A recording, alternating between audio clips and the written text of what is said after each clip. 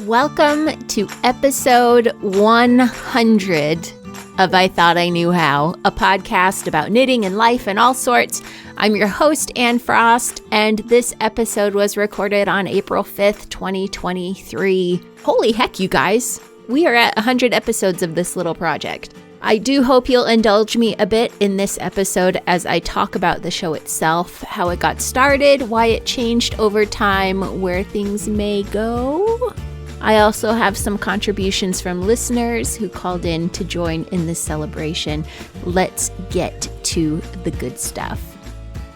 Before we start, though, I would like to offer a heartfelt thanks to Jana, Linda, Lynn, Kathleen, Julie, Shayna, Kathleen, Catherine, Eva, Edwina, Angela, Michelle, Joan, Lauren, Sarah, Candice, Andy, Lynn, Regina, Jessica, Rhiannon, Jean, Katura, Chris, Gail, Marissa, Aaron, Linda, Jane, Julie, Pat, Jolene, Sarah, Suzanne, Barb, Myrna, Adam, Paula, Roxy, Laura, Megan, Melanie, Laura, Adria, Amanda, Deanna, Fiona, Shannon, Kelly, Nick, Suzanne, Katie, Nick Candice, Rachel, Elizabeth, Jennifer, Yvonne, Connie,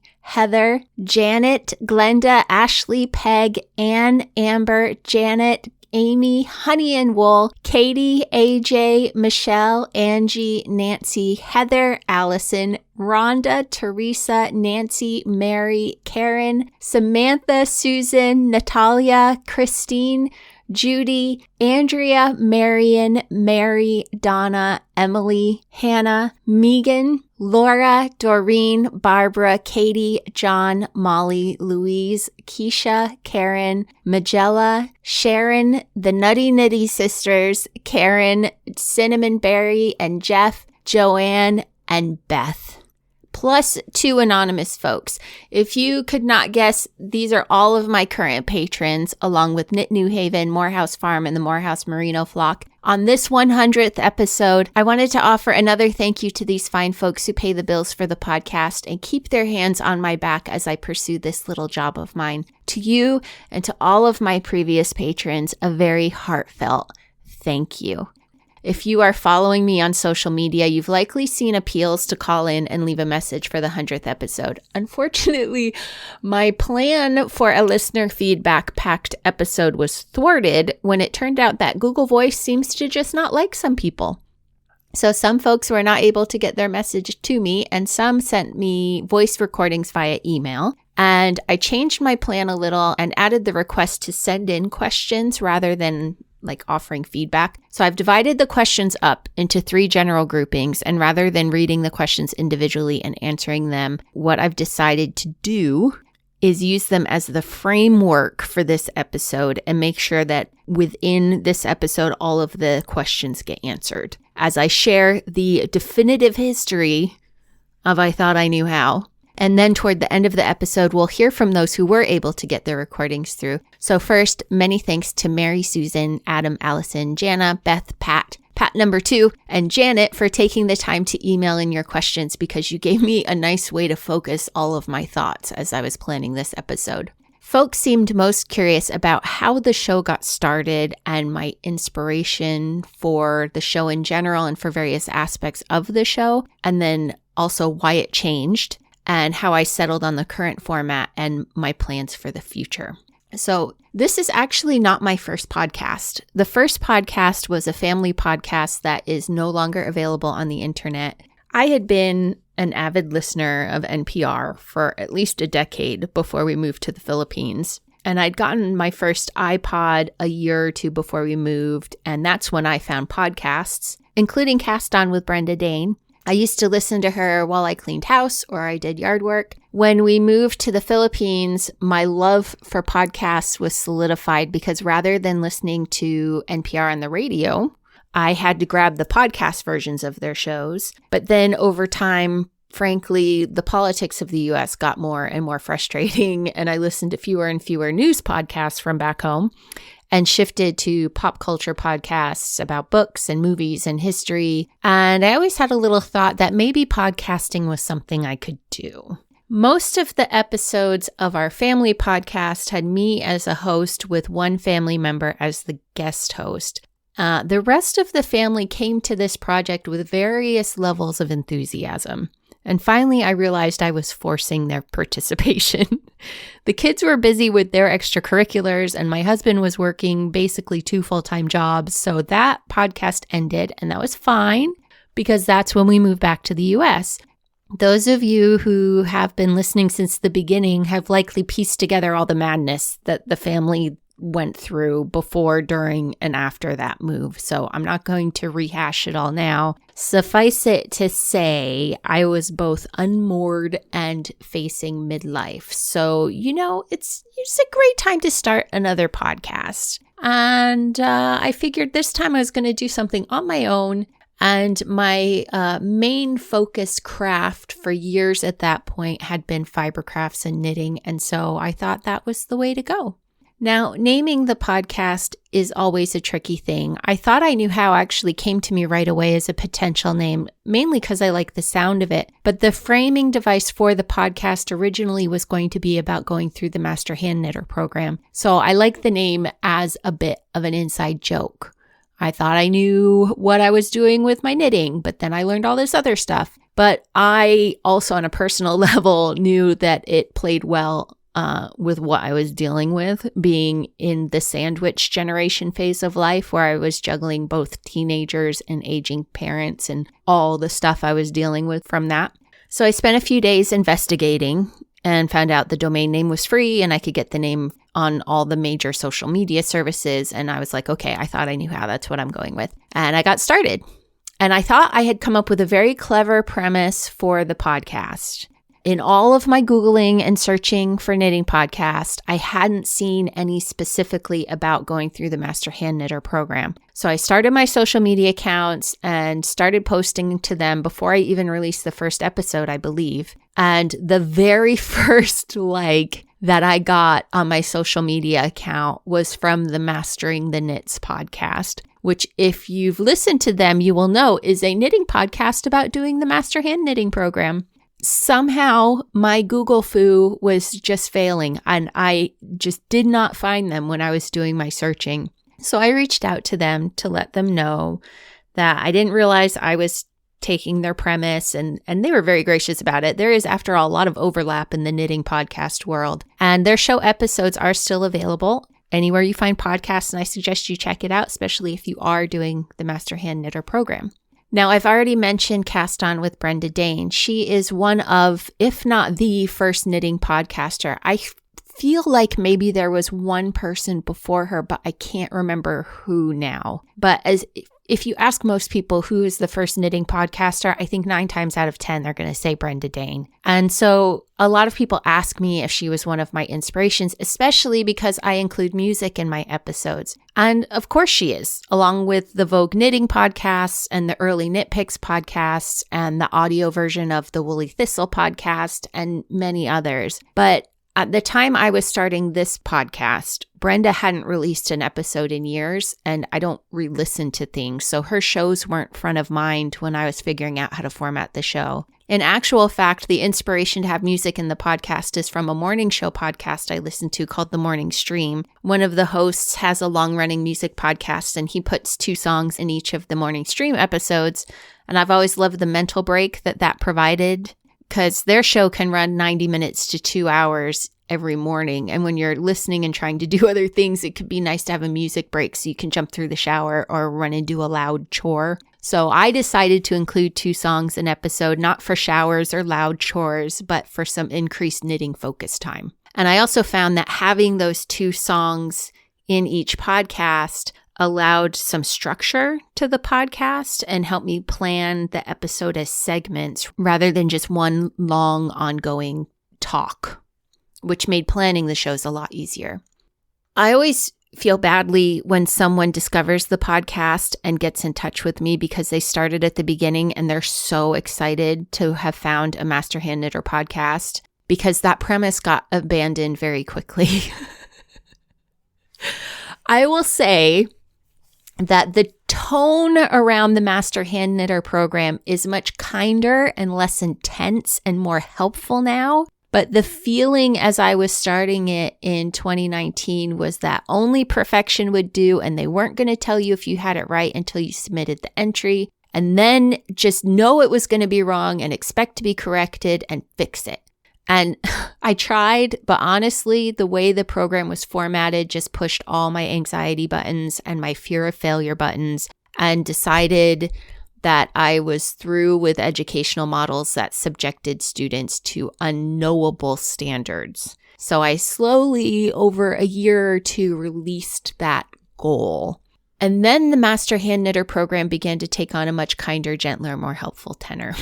But at that point, I had already moved on to other things. So if you're thinking about doing the Master Hand Knitter program, I would actually say go for it, because there is more help and feedback available. But again, I'm on to other things at this point. And we'll talk about those other things and how the show evolved after a song. You may have noticed through the years that I have very eclectic music tastes. My parents steeped me in the pop, folk, and country from the 50s through the 80s, and then my brothers listened to a lot of 80s pop and rock and heavy metal. My teen years were in a time when hip hop and alternative were both having a golden age. So sometimes my music breaks aren't so much suited to soothing moments of knitting. Sometimes they are get up and get something done songs, and this is one of these. This is Hold Up by Nick Battle. You will have about 3 minutes to drive like a race car driver, or have a boogie in the kitchen, or put away some clutter, or just knit as fast as you can, and I will see you on the other side. Hold up, little buddy, what is you doing? Finna go hard, hard, hard. Ice on my neck, ice on my wrist. That for the squad, squad, squad. Know they gon' hate, do what I tell them. Get on your jaw, jaw, jaw. Work on smooth, I got the moves. I swear to God, God, God. Hey, I just dropped 200 on a new way. Pull up with that boop, boop in my boo thing. Pull up, got the party bouncing like the blue flame. Shout it back, can't knock my style when I drool. Watch me drool, wait, drool. Hold up, drool, wait, drool. Watch me drool, wait, drool. Hold up, drool, wait, drool. Watch me drool, wait, drool. Hold up, drool, wait, drool. Watch me, watch me. Watch me drool, watch me ooh. I'm so fly, I'm so smooth. Mic check, I got the moves. Pull up in something that ain't got a roof. I'm so high, I'm on the moon. Whoa, they know I be chiefin'. And when I'm coming down the block, they know I be beatin'. Saucy got that drip, drip. Ayy, let's take a trip, trip. Ayy, water my neck, water. Water my wrist, wrist. Woo. I'm on the wish list. I'm so ahead of my time. Special delivery on me. Call me Amazon. Hold on, little buddy, what is you doing? Finna go hard, hard, hard. Ice on my neck, ice on my wrist. That for the squad, squad, squad. Know they gon' hate, do what I tell them. Get on your jaw, jaw, jaw. Work on smooth, I got the moves. I swear to God, God, God. Hey, I just dropped 200 on a new way. Pull up with that boop, boop in my boo thing. Pull up, got the party bouncing like the blue flame. Shout it back, can't knock my style when I drool. Watch me drool, wait, drool. Hold up, drool, wait, drool. Watch me drool, wait, drool. Hold up, drool, wait, drool. Watch me drool, wait, drool. Hold up, drool, wait, drool. Watch me, watch me. So fresh and so clean, ho. Do this for my team, ho. Hit 'em with a dance that they ain't never seen before. Yeah, we like to smoke good. I just got that pack in. But if I step outside, they play this song, I'm coming back in. True, ayy, representing for my hood, ayy. Never get misunderstood, ayy. Run it up like I should, ayy. Run it up till the clock stop. Money moves like the pop lock. She love the breeze in the drop top. Got her jumping on me like hopscotch. Whoa, hold up, little buddy, what is you doing? Finna go hard, hard, hard. Ice on my neck, ice on my wrist. That for the squad, squad, squad. Know they gon' hate, do what I tell them. Get on your jaw, jaw, jaw. Work on smooth, I got the moves. I swear to God, God, God. Hey, I just dropped 200 on a new way. Pull up with that boop, boop in my boo thing. Pull up, got the party bouncing like the blue flame. Shout it back, can't knock my style when I drool. Watch me drool, wait, drool. Hold up, drool, wait, drool. Watch me drool, wait, drool. Hold up, drool, wait, drool. Watch me drool, wait, drool. Hold up, drool, wait, drool. Watch me, watch me. I just dropped 200 on a new way.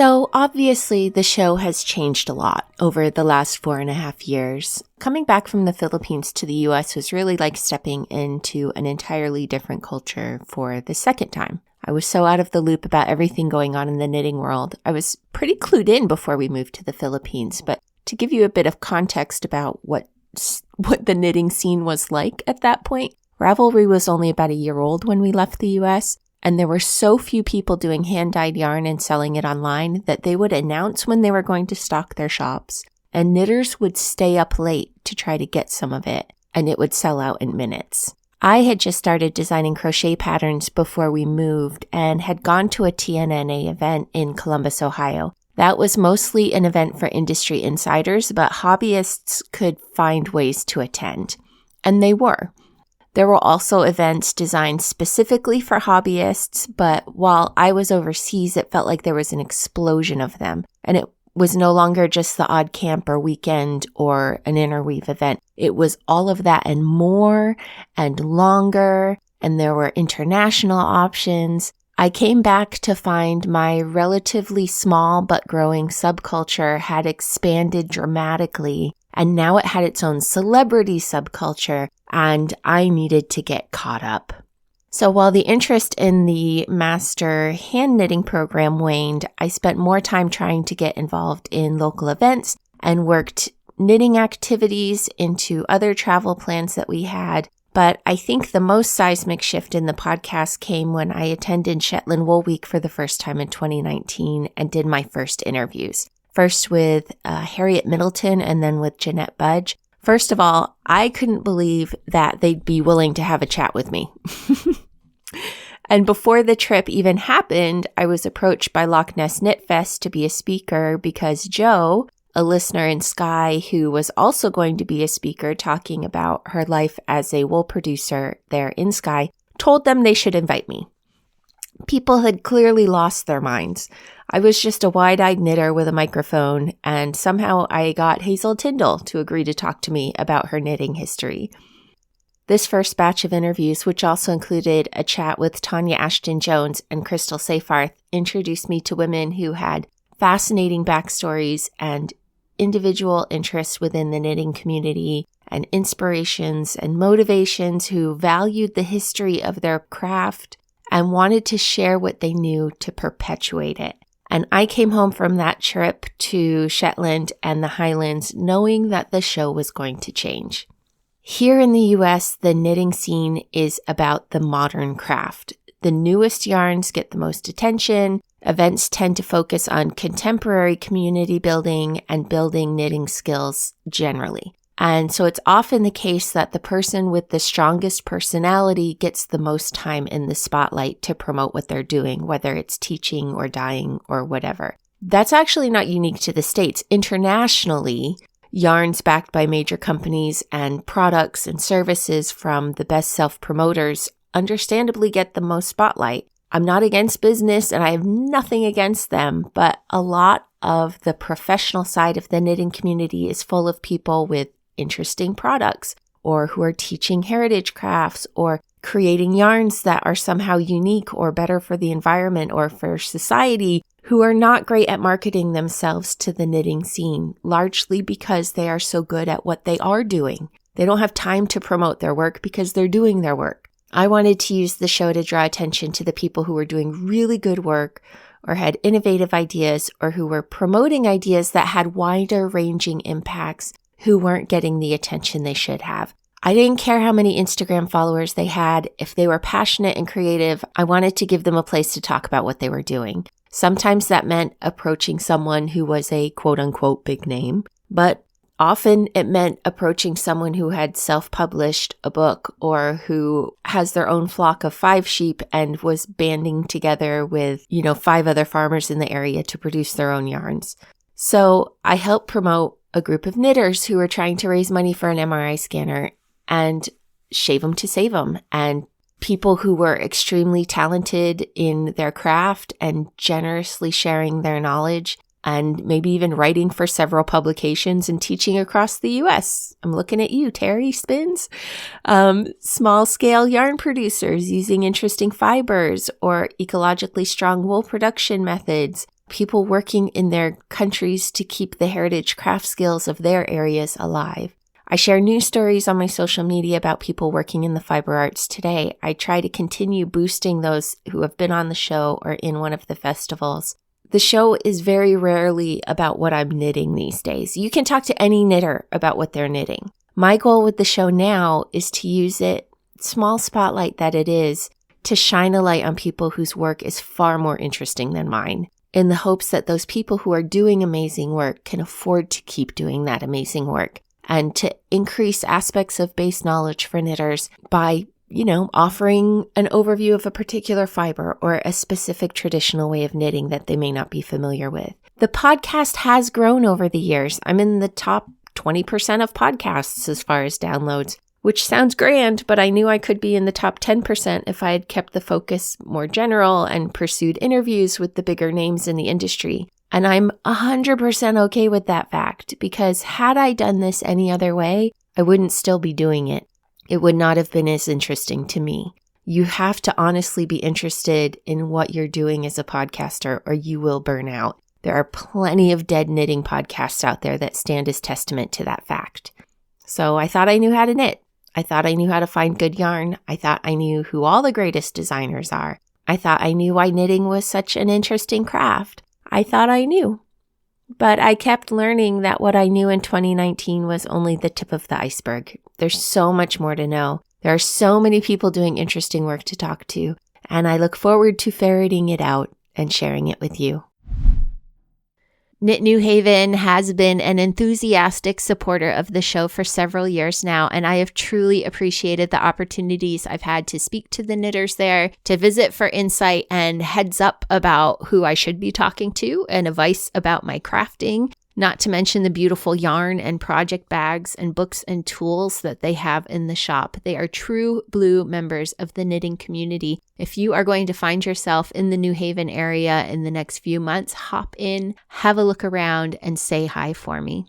Let's talk lace with our friends at Morehouse real quick. While many crafters equate lace with very fine yarn and tiny needles and a project that will take forever, there's so much more to the world of lace techniques. You've heard me talk about these before, and this May, Morehouse has a one skein project to explore lace techniques in collaboration with Marinja Knits, the Maryland Mud Boot Toppers. This quick knit, designed in honor of the Maryland Sheep and Wool Festival's perennial downpour day, will have you learning and practicing knits and purls and yarn overs and knit two togethers, lace knitting patterns from written instructions, unlocking the secrets in charts, sizing the project for your custom fit, proper blocking, and more. You will need one skein of Morehouse Gator yarn, the super densely spun workhorse yarn of Morehouse, and the pattern from Marinja Knits. Visit morehousefarm.com/events for class and project details. And if you're listening after May 2023, the video course is available in the Morehouse Merino flock for you to work on your boot toppers at your own pace. You do not make money podcasting. This was actually a sticking point for my husband for the first few years, and I can't say that I blame him. It takes a lot of time and money to do this, and it took a few years before I had enough patrons and sponsors and affiliate sales to cover those costs. I would tell him I was building an audience, and he would ask, to what end? And I would say, I did not know, but I was learning a lot along the way, so I wasn't going to stop. As we traveled and I interviewed more fiber crafters around the world, a plan started to take shape to get some knitters together and go to these interesting places so I could enjoy them with fiber enthusiasts and stop boring my family. Enter Jolene at Island Vista in Shetland, who had been thinking about putting together some wool tours there. We joined forces like a massive tour guiding Voltron and came up with a set of knitting tours to put on together, and the Mackin' Our Way Through Shetland tours were born. They were delayed a bit thanks to the lockdowns, but by the time this 100th episode airs, we will be into our 9th tour, with 4 more coming later this year and 8 to 9 planned for next year, including some newly formatted tours with different focuses. People ask if there will eventually be tours to other destinations. All I will say for now is there is a drawing board. Shetland will remain the main focus for the foreseeable future. So don't worry if you are hoping to join along in the coming years. But I do have my own wish list of places that I hope to add to the Shetland tours. As far as future plans for the podcast, I don't see it going away anytime soon. The focus may shift again someday. The format may continue to evolve. I remember when I started the show, I numbered them using 3 digits. So show 1 was actually 001. Because at the time, some podcasting apps would number the shows according to the first digit of the episode number. So episode 10 would come before episode 9 because the 1 is less than a 9. It was a weird quirk that I believe has been fixed pretty much in every app now. But I remember thinking at the time that maybe I should number it with 4 digits. So 0001 instead of 001. And so that way, show 1000 would fall in the right order. And then I did the math and realized how long it would take me to hit episode 1000 if I did the show every other week. I will not be here for another 900 episodes. I'm pretty sure about that, but I am hoping for another couple hundred at least, because the experience is about more than just the show at this point. There's a community of listeners around the show that has become one of the biggest benefits of doing the podcast for me. I love my patron knitting times. I love doing the tours with listeners, and I love running into folks when I'm at fiber festivals. I feel like I do the podcast for a group of like-minded friends, and that makes me very happy indeed. Some of you were kind enough to call in with your 100th episode well wishes and favorite moments from the show. A few of you forgot to say who you were, but it's proof of our friendship that even though you don't say, I know who all of you are. Have a listen. Hi, I'm Lynn from Minnesota. I began listening to the podcast in mid-2019, I believe. I don't recall how I learned about it, but once I listened, I was hooked. And besides your infectious enthusiasm for all things woolly and yarny, I love your advocating for important causes. 2 that captured my own knitting adventures were the Shetland MRI scanner appeal with making a couple of Harriet's hats. And then the other was making 5 blue hats for the Hat Not Hate program described in one of your informative interviews in 2021. Every podcast of yours is full of new learning, which I love. The online international fiber festivals were a joy. Joining you and other knitters in Shetland in May 2022 was such a highlight for me. I pinched myself remembering how I met so many of the people you interviewed in Shetland. Congratulations on 100 episodes. Hats off to you, and shawls, cowls, sweaters too. I first started looking for a podcast when I was refinishing the doors of our old farmhouse. As I stripped and sanded and finished the doors, I enjoyed listening to Anne's stories and musings and loved the pick up your knitting and listen to a song bit. I especially enjoyed her stories and interviews about a place called Shetland. My husband and I joined Anne and Jolene on their inaugural set of tours and enjoyed it so much we're headed back again. Such a beautiful place in both scenery and people. Thank you, Anne, for broadening my horizons. I'm not sure when I'm going to get the possum first fun, but here's to many more episodes of I Thought I Knew How. Thank you. This is Yvonne in North Carolina. My sister Marion in California and I are both listeners to the podcast. We've learned a lot from this. The interviews have been fascinating. Learning about different kinds of knitting has been interesting. And learning about Shetland made us want to go there, and so we did. Thanks for doing the podcast. Hi, this is Ann Patterson calling from Chicago. I've really enjoyed learning more about Shetland through Ann's interviews, and as a result, I'm excited to experience Shetland on one of her tours this year. Happy 100th episode, and thanks so much for all the interviews and fiber deep dives. Hey, Ann. One of the things I've enjoyed the most about your podcast is just learning some of the history of knitting from the interviews that you've had with designers and knitters in Shetland. That's been really neat. So more of that would be great. Also, I enjoyed learning some about the Master Hand Knitter program, and so it might be interesting to know whether you ever intend to get back into that or not. That was a rabbit hole that I fell down, was whether I wanted to do that or not, and I pretty well decided that I did not for reasons maybe that are similar to yours. Also, just learning more about breed characteristics and wool, different types of wool in general. That's really neat and inspirational also. So one thing I would like to know, however, that you might address in future podcasts is whether you're going to get into spinning or not, other fiber crafts that you think that are on the horizon maybe for you, and maybe what you want to learn in the future, other knitting techniques or other projects that you have going, and what you think direction you might be headed in your own knitting journey. All right, thanks for all you do, and happy 100th episode.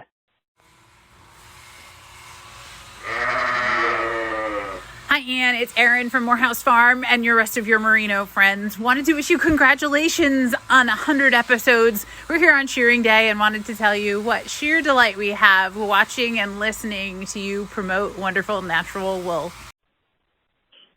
Hi, Anne. I am so grateful for your podcast. I want to highlight especially your mention of the West Fjords Wanderer, which is my absolute favorite shawl. I wear it all the time and I love it, and I probably would never have noticed it if you hadn't mentioned it. I also want to thank you for your interview with Devery about the mermaid book. It was so much fun to make the little stuffies, and my granddaughter absolutely loved the whole idea of the book and the dolls and accessories. And I would not have known about that if you hadn't interviewed her. So you're performing wonderful services for people, not only about promoting wool and Shetland, but even much more than that. So keep doing it. We're loving it. And I hope to see you soon. Bye. Hello, my name's Jackie Kirkham of Jackie Kirkham Designs, and I followed Anne and her podcast since I first met her at Shetland Wool Week 2019, which happened to be the 10th anniversary of All Things Woolly, held annually in late September, early October every year in Shetland, apart from 2020, of course. What I love most about Anne's podcast is that Anne's got such a lovely, open and natural character. She has a great have-a-go attitude and she's very dedicated to her mission. I also thank her for giving me more knowledge on many topics, but particularly in different fibres, not just wool, silk, cotton, rayon, etc. And I love her in-depth interviews with some of my most favourite Shetland knitters, such as Hazel Tyndall, Terry Laura, Wilma Malcolmson, Ella Gordon. I could go on, but the list is quite long. So yeah, I love Anne's podcasts. I look forward to all the new editions coming out and never fail to learn something new. So thanks, Anne. You're a star. Hello, my friend. I just wanted to say congratulations on your 100th episode. Absolutely fantastic achievement, and you should be so proud of yourself. I know I'm really proud of you, so hope you enjoy making this next episode, and here's the next 100 episodes. I love listening to you, and so does Tommy. He's been listening along with me all through my pregnancy and now enjoys listening to Auntie Annie's voice when I'm listening to the podcasts now. Got a fantastic achievement, so well done you. All the best. Jolene. My heart has grown 3 sizes. Thank you, everyone, for taking the time to call in and being part of the 100th episode. Many of the voices you heard are also patrons of the show, and I'm so glad that they've officially been made part of the show itself. Thank you again. One more song, and then, of course, I have a few more things. This one is a replay from a previous episode, but it's one of my favorites of the 116 songs that have been featured on episodes of the podcast. This is Humans Win with Wherever This Life Goes. Breathe deep, love. Take your time. Hang on loosely as time flies. Through all of the laughs and every tear, I never would have thought we'd make it here. Please know, wherever this life goes,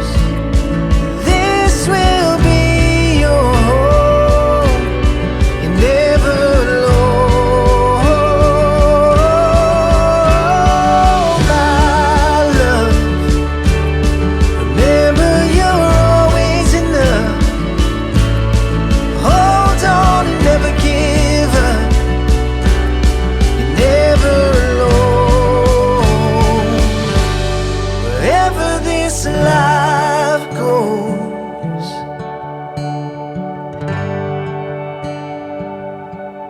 wherever this life goes,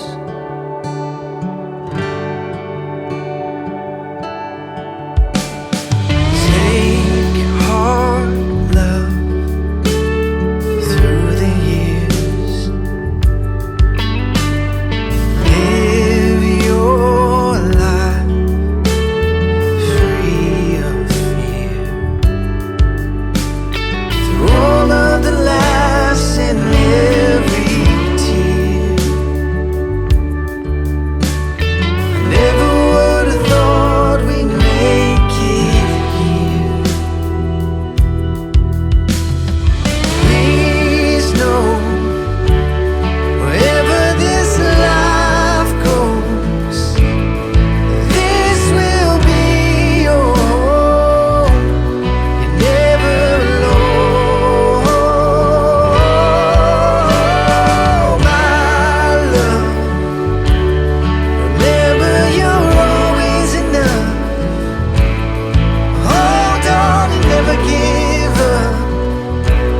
You're never alone,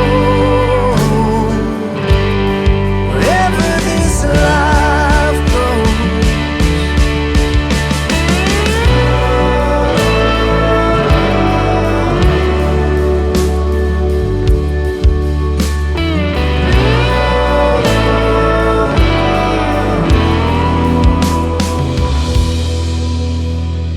Please know, wherever this life goes, this will be your home. You're never alone, my love. Remember, you're always enough. Hold on and never give up. You're never alone, wherever this life goes.